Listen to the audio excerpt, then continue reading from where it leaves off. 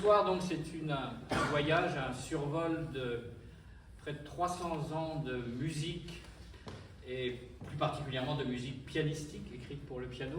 Quand je pense à l'excellence dans la musique, le premier nom, bien entendu, qui me vient en tête, c'est le nom de Jean-Sébastien Bach. Je dirais, c'est probablement l'excellence de l'excellence, voire la transcendance pour moi, Bach. J'ai choisi pour vous ce soir un impromptu de Schubert parce qu'il me semble faire le lien tout à fait idéal entre Mozart et Beethoven. Vous verrez que dans cet impromptu, à la fois, déjà on commence à percevoir une certaine écriture de virtuosité, de légèreté, un envol dans les aigus du piano forte, puisqu'à l'époque c'est encore le piano forte. Et puis dans le deuxième thème de cet impromptu de Schubert,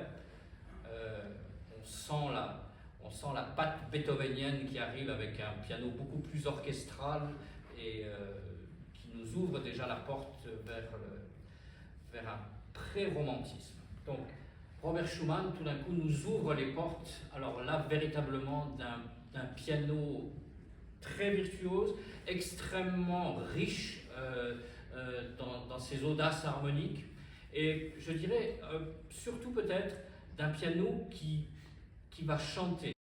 Bruno, comment est-ce que tu respires? Ça y est, là, j'ai respiré. Tu ne peux pas être en apnée pendant toute la pièce. Non, mais pas loin. Alors maintenant, je vais vous parler d'un autre compositeur qui, alors là, est totalement incontournable pour la musique de piano et qui a fait avancer probablement la technique pianistique d'une manière absolument extraordinaire, c'est Franz Liszt. J'ai choisi ce soir une pièce que je trouve très intéressante parce que Liszt était probablement un des compositeurs les plus en avance sur son temps. C'était un véritable visionnaire. La pièce que j'ai choisie ce soir, qui s'appelle Bruissement de la forêt, est pour moi véritablement une ouverture sur la musique impressionniste.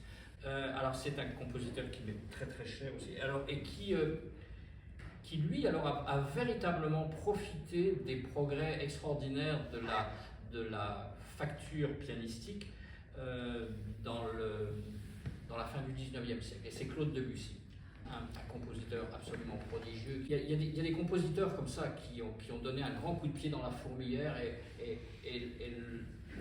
la musique n'était plus jamais la même après eux qu'elle ne l'était avant eux. Un autre compositeur qui a encore fait faire un bond en avant à la technique pianistique, c'est Serge Rachmaninov. Il avait des paluches absolument énormes. Bon, il y a beaucoup de notes. Et je vais vous jouer un ragtime de Scott Joplin qui s'appelle Maple Leaf Rag, le ragtime de la feuille d'érable, comme disent nous. Avec l'accent. Avec l'accent.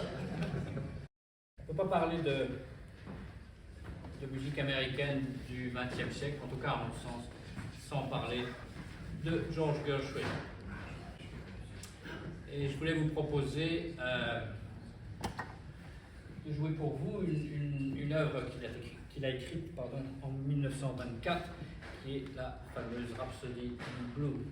Donc la Rhapsody in Blue, comme vous le savez, c'est une sorte de concerto pour piano, avec un orchestre, un piano soliste, une fameuse clarinette avec un glissando que l'univers entier reconnaît à la première seconde. Alors je me suis concocté une version pour piano seul de la Rhapsody in Blue, où je fais la clarinette, le piano, l'orchestre, les marionnettes. Je me suis amusé à faire un petit délire d'arrangement sur le Bohemian Rhapsody de Freddie Mercury et Queen. Je vais vous offrir une petite improvisation sur les notes de musique qui correspondent au nom Sogeti. Je suis désolé de vous ramener au boulot.